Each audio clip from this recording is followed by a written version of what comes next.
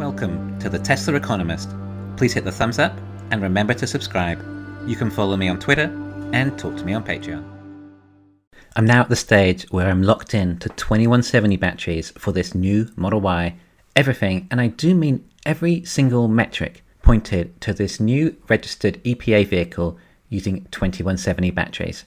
But the main pointers which I'm referring to is the weight of the car, the efficiency, and the power of this new vehicle. It matches 2170 perfectly. I think when you try and match it onto 4680 or LFP on both sides, you start to have to bring in a whole pile of assumptions. At times like these, it can be best to refer to Occam's razor. This definitely seems like the simplest version. If it was LFP, the technology would just be too good and too big a leap. And the opposite for 4680. If we're still at the same efficiency as 2170, then all the battery day advances would be disappointing if the vehicle is only as efficient as a 2170 vehicle.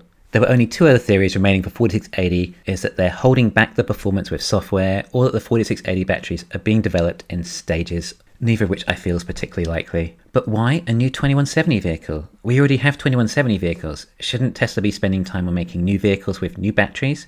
Well, if this is a 2170 pack, and if it had any new battery day advances, then we would have also expected an improved efficiency. Therefore, this would lead us to believe that this new vehicle is actually going to be made at Fremont, implying that the photos of the vehicles out in the Texas car park are a different vehicle again. Now, we've heard that there is a new Tesla being submitted to the EPA, and perhaps that this one is the Texas vehicle. We do still assume that the Texas vehicles are indeed 4680, so we really look forward to seeing the EPA figures on those. They could be absolutely mind-blowing. In fact, this will be the first official measurement we see in just how efficient these cars are since Battery Day, when we were shown all these new techniques will improve range 54%, which is an absolutely enormous amount to improve. And perhaps we might get an MPGE of around 150, even for the Model Y. When this number comes out for the Texas vehicles, it's massive. We get confirmation on how efficient the 4680s on Battery Day are. In a perfect market, this should send the stock flying, but I wonder if it will be felt. If not, I might buy some options to wait until the rest of the world works out exactly what this car has done, likely when they start delivering. Maybe, although I haven't had a great run with options lately. Although I have recovered my loss now from previously, as I was still buying at the bottom, I just didn't make a big win.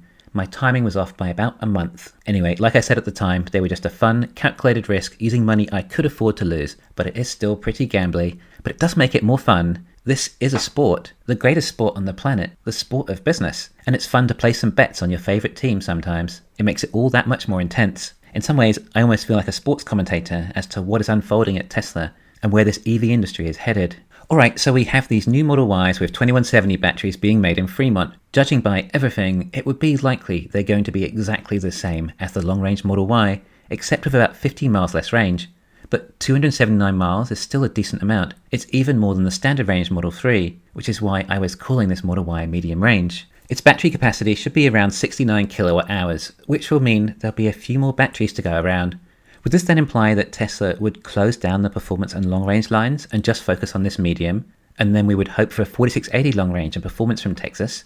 Or is this where the extra 50% growth is coming from Fremont, implying this medium-range version will sell 50% more than the entire of Fremont? The one thing that is not aligning though is the hacker that found a Texas-made 2022 vehicle that is labelled the Model Y Standard Range Plus. But this EPA vehicle has more range than a Standard Range Plus Model 3, and especially more range for a Model Y being heavier. And I'm pretty certain all Standard Range vehicles in the past have always been rear-wheel drive, and this Model Y is all-wheel drive. Also, I feel like Tesla are removing the Standard Range SR Plus labels and keeping things more simple like all-wheel drive or rear-wheel drive. And in the EPA listings, they are called Standard Range Plus. It shows the full name, but it only says all-wheel drive for this new Model Y.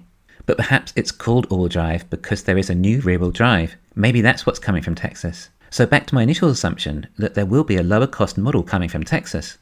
But then why introduce this medium range? We would have a rear-wheel drive, all-wheel drive, long range and performance, but 3/4 of them would be coming from Fremont, unless this new rear-wheel drive Standard Range Plus has hit a price point sub $50,000 and Tesla are just going to flood the market with them and then probably raise the prices of the new 2170 versions. But as a consumer, I want the 4680 battery in the expensive car, not the cheap cars. On the other hand, Tesla consumers have it good enough. Never in my life did I imagine I would have a car as amazing as my 2170 Performance Model 3. And if I did have something as fast like a Lamborghini, you wouldn't be able to drive the Lamborghini like you can the Tesla.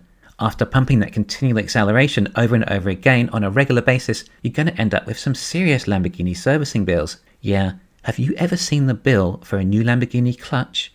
It is not pretty. Right, clutches, they used to be a thing. Man, ICE cars suck. Tesla kept the 18650 batteries in the even more expensive Model S. I guess being the quickest car on the planet was good enough. Perhaps Tesla will raise the prices on these performance and long-range versions more, and I know I'll get comments telling me otherwise, but you haven't done the full economics. The Model Y, long range and performance are still exceptional value, especially when you compare them to any equivalent that also gets that kind of performance. And perhaps that's what they'll be marketed as. But currently Tesla has no choice. They have to keep the price down fairly low for these current Model Ys, as they don't have any other lower variants. So these new models will alleviate that, and then the upper end models could see higher price rises. But we may see the new motors and the performance perhaps, and a few other upgrades to make it even faster. Just look at the Texas capacity though, it is insane. Now we know Tesla's Model Y long range is now sold out for the year. If that is linear, then it is perhaps something like 200,000 pre-orders, which is crazy when you think about it. But that Texas capacity, well, 200,000 isn't going to make much of a dent in there. That should eventually be a month's production. So I don't think Tesla's demand is high enough for long range and performance to come out of Texas. Back to LFP then. Well, what if these are LFP and Tesla are making LFP vehicles in Texas? Yes, we have lots of variables here, and since we have very little information about the cars being made in Texas, then it's difficult to speculate. We do, however, know these are not performance vehicles due to the wheels. All we're saying is that this new all-wheel drive Model Y with 279 miles of range is not the one being made in Texas. But there are still these cars in Texas, which we can see on the car park, which we don't know much about. On the Q4 earnings call, we had Drew Baglino say this: "We're building 4680 structural packs every day, which are being assembled into vehicles in Texas. I was driving one yesterday and the day before, and we believe our first 4680 vehicles will be delivered this quarter." So I think that likely removes the possibility that these are LFP, and it's highly likely these Texas vehicles are 4680, which means they are not the EPA vehicle. So, at a guess, no Model Y LFP vehicles for sale in the US just yet, and I've given about another dozen reasons as to why I don't think LFP would be coming out of Texas too in previous videos, but I did want to at least humour the idea. And we're about to see the Model Ys from Germany delivered soon too. I think the 22nd of March, which might be today depending on when you're watching this video, well, we know these are going to be 2170 versions too. To be honest, I'm not sure if they're using the structural battery pack. I don't know if Tesla can with 2170s. You might wonder if these Model Ys may also be the medium range version too. Well, no, I don't think so. They all appear to have performance wheels, which might mean that Tesla may continue to make the Model Y performance with 2170 batteries in Germany, Fremont, and Shanghai, and then add a standard range with 4680, keeping the product offering consistent with the same batteries internationally.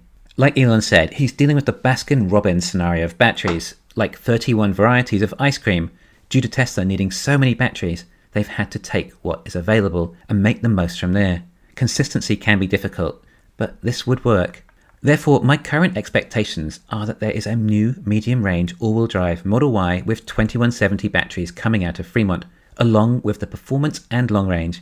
And in Texas, so far at this stage, it looks most likely that it may be a rear-wheel drive with 4680 batteries. I would say that the range might be comparable with the Model 3 rear-wheel drive at around 270 miles, but it could be even as low as 250 miles. This would mean they're probably using a battery size as low as 40 kilowatt hours or even less to power these cars, which would mean a lot more batteries to go around, and thus able to justify a sub $50,000 price point. Yes, I'm sure some of you are hoping for that price point, and it would be enough to push you over the line to order your Model Y, hence why the demand will go absolutely bonkers, and why Tesla have such an enormous capacity from this factory. Either way, it's not much time now until all is revealed, and we will learn so much more about the future direction of this company. Get ready for some serious forecasts to come. Thanks for listening. Please hit the thumbs up and subscribe. You can follow me on Twitter and talk to me on Patreon.